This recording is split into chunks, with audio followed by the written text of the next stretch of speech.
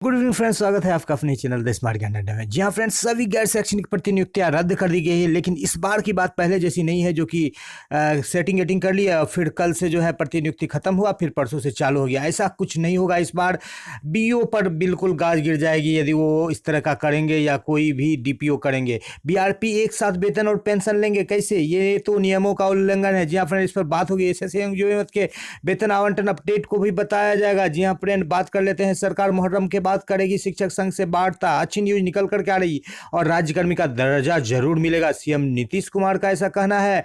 बिल्कुल 75% हाजिरी नहीं होने पर फॉर्म नहीं भर पाएंगे छात्र। 1 अगस्त से ऐप पर हाजिरी नहीं तो बंद होगा वेतन। जी हाँ फ्रेंड, तो चलते हैं अगले स्लाइड पर और देख लेते हैं। उससे पहले कुछ बिंदुओं पर यहीं पर बात कर लेते हैं। जो बीआरपी का मुद्दा है, जी हाँ फ्रेंड, बीआरपी के मुद्दे पर बातें जो हो रही है, तो बीआरपी का जो चयन किया जा रहा है, तो बहुत सारे जगहों पर जो बीआरपी का चयन किया जा रहा है, तो उसमें नियमित शिक्षक आ रहे हैं जिनको पेंशन मिल रहा है पहले से। नियोजित शिक्षक का चयन नहीं हुआ है अधिकतर जगहों पर। तो इस बाबत जो उनको 20,000 की सैलरी मिलेगी, तो वो सैलरी मिलेगी बीआरपी की और पेंशन मिलेगा। तो इस तरह से यहाँ पर कहीं ना कहीं सरकारी नियमों का उल्लंघन होता दिख रहा है। एक साथ वेतन और पेंशन, जो अंदरूनी सूत्रों से बात निकल करके आ रही है कि नियोजित शिक्षकों को राज्यकर्मी का दर्जा मिलेगा। इस बाबत कोई पुष्ट न्यूज नहीं है, कोई लिखित दस्तावेज नहीं है, लेकिन फिर भी इस अच्छे न्यूज को बिल्कुल आपको बताना पड़ा कि राज्यकर्मी का दर्जा। ऐसे जो भी मत के वेतन अपडेट को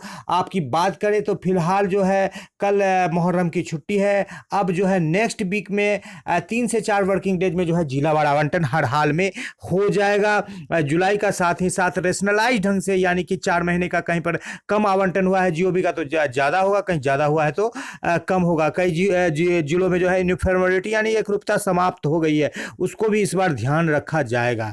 जी हाँ फ्रेंड, चलते हैं अगले स्लाइड पर और देखते कई खबर निकल करके आ रही। कल कई सारे कॉल आए कि सीएल लिया जा सकता है फ़ोन पर, तो विशेष रूप से आप ले सकते हैं।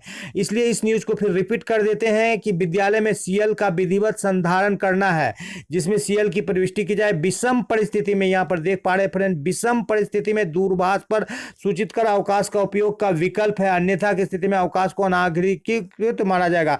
तो आप दूरभाष पर लेंगे तो उसका लिखित अप्रूवल यानी कि स्वीकृत करने का जो है मैसेज या व्हाट्सएप पर या फोन रिकॉर्ड के द्वारा आप निश्चित रूप से संधारित करेंगे।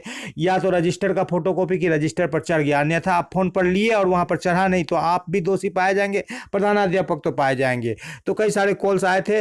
और एसएल भी शिक्षिका ले सकती है महीने में 2 दिन, वो कोई मासिक चक्र अवकाश नहीं है, इसको भी बार बार बताया गया।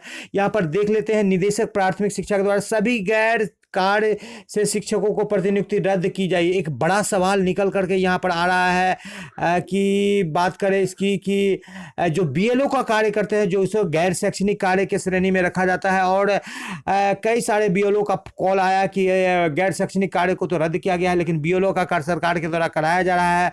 तो कहीं ना कहीं यहाँ पर जो है विरोधाभासी बात निकल करके आ रही है। एक और सरकार जहाँ पर मुख्य सचिव कर रहे हैं गैर शैक्षणिक कार्य को रद्द किया जाएगा, वहीं पर अभी भी जो है एक प्रखंड से सैकड़ों की संख्या में शिक्षक जो है बीएलओ का कार्य कर रहे हैं। तो इस पर बिल्कुल द स्मार्ट ज्ञान अड्डा संज्ञान लेती है कि सरकार को, अपर मुख्य सचिव को चाहिए कि सभी शिक्षकों को बीएलओ के कार्य से मुक्त कर दे, क्योंकि बीएलओ का कार्य भी गैर शैक्षणिक कार्य है। साथ ही साथ अब जो है प्रमाण पत्र देना है बीईओ को कि आपके प्रखंड में कोई भी शिक्षक गैर शैक्षणिक कार्य में नहीं। तो कहीं ना कहीं बीईओ पर बिल्कुल ये गाज गिरना तय हो गया है। बीएलओ का कार्य या अन्य कोई कार्य यदि कोई शिक्षक करते हैं शैक्षणिक कार्य को छोड़कर, चाहे वो उनके कार्यालय में या प्रखंड के कार्यालय में या जिला के कार्यालय में कोई भी काम कर रहे हैं, जिसे सपोर्टिव असिस्टेंस का काम कहा जाता है, या लोग उसे चमचा बेलचा या दलाली का भी काम कहते हैं, तो उस तरह के काम यदि हो रहा है तो अब नहीं चलेगा, क्योंकि प्रमाण पत्र देना है। और किसी भी सोर्स से यदि ये साबित हो जाता है कि यहाँ पर शिक्षक कार्य को छोड़ के अन्य कार्य कर रहे हैं, तो उस बीओ पर गाज गिरना बिल्कुल तय है। तो इस तरह से अब जो है बीओ अपने ऊपर में गाज गिराएंगे नहीं। इसलिए जो जो भी शिक्षक जो भी मलाई मारे हैं या गैर शैक्षणिक कार्य करके कार्यालय का चक्कर लगा करके जो है अपने ओहदा को पदाधिकारी के रूप में प्रदर्शित किए हैं और बिना शिक्षण कार्य किए वेतन उठाए हैं, अब उनका जो है वेतन उठाना बंद हो जाएगा। और क्योंकि आपके पदाधिकारी प्रमाण पत्र देंगे कि उनके प्रखंड में कोई भी नहीं है। बात निकल रही है बीएलओ की, तो बीएलओ पर थोड़ा सा दिक्कत है। कक्षा सुनी, बीडीओ और डीटीओ कार्यालय में ड्यूटी दे रहे हैं शिक्षक, तो इस तरह की बातें निकल रही है, 2 साल 4 साल से हो रही है। क्यों ऐसा होता था? पहले भी पत्र निकलता था कि सारे प्रतिनियुक्ति रद्द की गए, तो क्या होता था, उस दिन जीरो रिपोर्ट करके भेज दिया जाता था और उसके 1-2 दिन बाद फिर प्रतिनियुक्ति जारी कर दिया जाता था।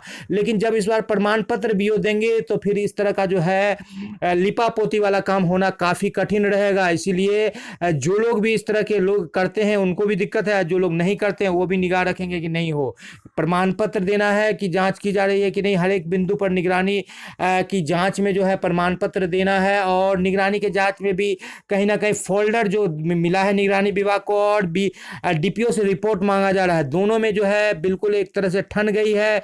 और ऐसा कहना है प्रमुख सचिव का कि इससे जांच में विलंब हो रहा है, इसलिए अब डीपीओ को भी जो है फोल्डर देना पड़ेगा, उसी फोल्डर के सहायता से जांच होगी। यहाँ पर बात कर लेते हैं डीए में जुलाई से 4% की बढ़ोतरी होगी, जिससे वेतन भी बढ़ेगा। और 1 जुलाई से जब आप ऑनलाइन हाजिरी बनाएंगे ई शिक्षा कोर्स पर, तो कहीं ना कहीं आपको जो है किस घंटी में क्या पढ़ाया ये भी आपको डिटेल्स 8 घंटे का देना पड़ेगा। धीरे धीरे आप पर शिकंजा कसेगा और विद्यार्थियों का भी बनेगा। जी हाँ फ्रेंड, सारण से पत्र निकला है, यमुनाचारी उच्च विद्यालय के 5 शिक्षक को जो है अवकाश में रहने के बावजूद भी यहाँ पर जो है स्पष्टीकरण किया गया है। क्यों? क्योंकि ये एक साथ 5 शिक्षक अवकाश लेने का रूल्स नहीं है। आप 10 शिक्षक में 2 शिक्षक यानी कि 10% तक आप अधिक से अधिक दे सकते हैं, विशेष परिस्थिति में 20% तक दे सकते हैं। लेकिन आपको देखना है कि विद्यालय का शिक्षण कार्य यहाँ पर प्रभावित नहीं हो। जिस दिन यदि अपर मुख्य सचिव आपके एरिया में जा रहे हैं तो शिक्षकों को विद्यालय को पहले से सूचना रहती है कि यहाँ पर उनका प्रोग्राम है, या कहीं पर रैंडमली भी उस एरिया में घूम रहे, तो वहाँ पर शिक्षकों को खास करके आप सीएल मत ले, आप एसएल मत ले, कोशिश ये करें, अन्यथा की स्थिति में आप पर भी गाज गिर सकती है, क्योंकि उनको ऐसा लग रहा है कि मेरे विजिट के कारण से लिया गया है। जी हाँ फ्रेंड, तो आगे चलते हैं और देख लेते हैं डीए 8th पे कमीशन के विषय में। अब तक जो है सरकार से जो आया है रिपोर्ट कि 50% डीए होने के बाद जो है 8th पे कमीशन का लागू होगा, लेकिन अब तक फिलहाल जो है सरकार के पास इसकी कोई प्रस्ताव नहीं है। 2026 में 8th पे कमीशन आना है, 10 साल की अवधि होती है और इसका जवाब जो है minister of state and finance के द्वारा दिया गया है।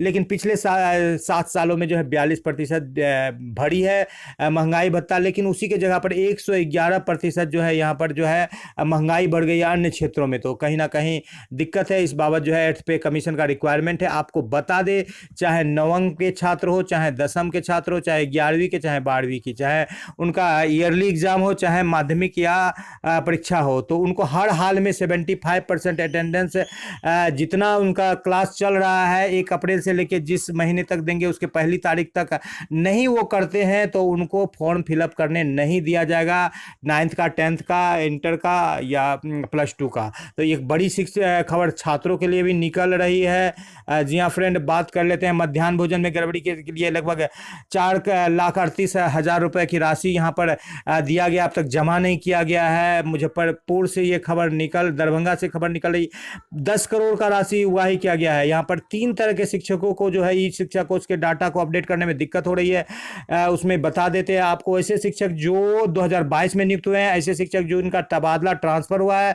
और जो प्रतिनियुक्त है उनको थोड़ी सी दिक्कत हो रही, तो वो बीआरसी से संपर्क कर ले कि उनको क्या करना है, ताकि 1 अगस्त से होने वाले जो ऑनलाइन हाजिरी है उसमें आप पर कोई गाज नहीं गिरे, आपकी वेतन बंद नहीं हो। जी हाँ फ्रेंड, बात कर लेते हैं, इस तरह का फॉर्मेट भरना है, सभी लोग जान रहे हैं, प्रयास कर चुके हैं, कई सारे शिक्षक भर भी चुके हैं। 16,000 मानदेय पर कंप्यूटर ऑपरेटर की बहाली होगी और लगभग सभी मिडिल स्कूल से लेकर हाई स्कूल तक में कंप्यूटर का पढ़ाई पढ़ाई होगा। जी हाँ फ्रेंड, आंगनबाड़ी में भी स्कूल के शिक्षक पढ़ाएंगे, क्योंकि कई सारे आंगनबाड़ी को स्कूल के साथ टैग कर दिया गया है। और आपको बात करें तो प्रधानाध्यापक को भी लगभग आपके कार्य की व्यवस्था को दिखा करके वो क्लास नहीं ले रहे हैं।